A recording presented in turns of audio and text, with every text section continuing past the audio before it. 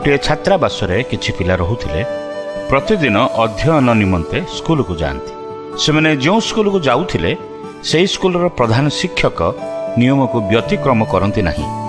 अति शृंखलित से छात्रावासर 4 जन छात्र विलंब राति पर्यंत भोजी भात करी उठी पारिले नहीं।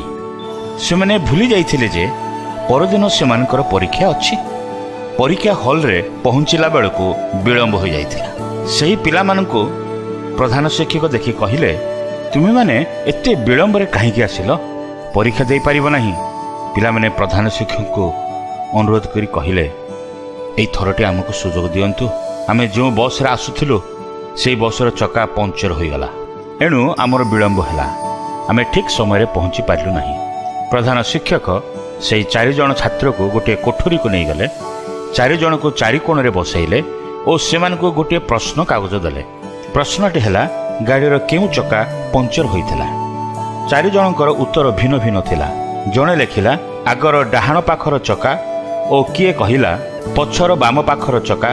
प्रधान शिक्षक प्रश्नर उत्तर देखिला परे सेमान को परीक्षा देवा निमंते आउ सुजोग देले नहीं, कारण सेमान को कथारे सत्यता नथिला। सेमाने विश्वस्त नथिले, एणु सेमाने परीक्षार वंचित हेले। आज आम दैनंदिन जीवन रे विश्वस्त अटुकी आमे जो समस्त परीक्षार सम्मुखीन हेउछु सेथिरे सफल होई पारुछु कि? आम प्रेममय ईश्वर बाइबल रे एक कथा कहते, मिथ्यावादी ओष्ठ सदाप्रभुंक घृणा विषय, मात्र जो माने सत्य व्यवहार करती से माने ताहांकर तुष्टि कर।